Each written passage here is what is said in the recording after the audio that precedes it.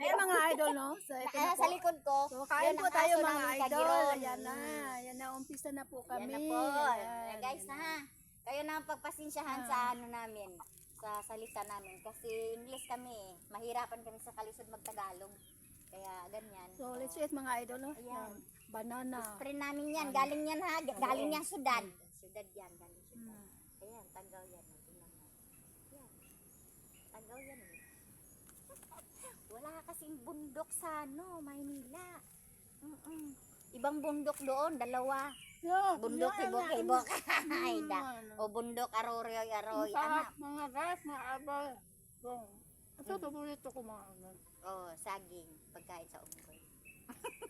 Nami-miss ko po yung ano eh. Ito bagoong, oh. Ayan, bagoong. Padool. Oo. Hamap. Sarap.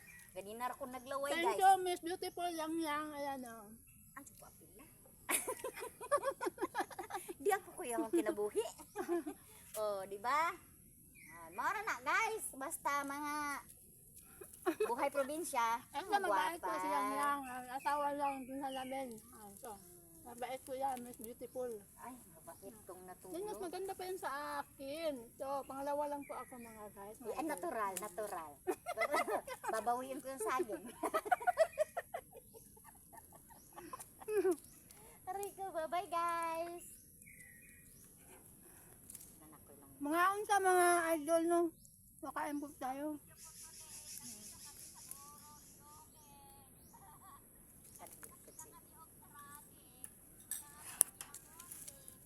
Ayan ko, oh, wow, ang sarap ng bagoong yan.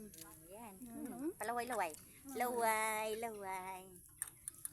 Oy, mga idol, tululaway nyo dyan, ha.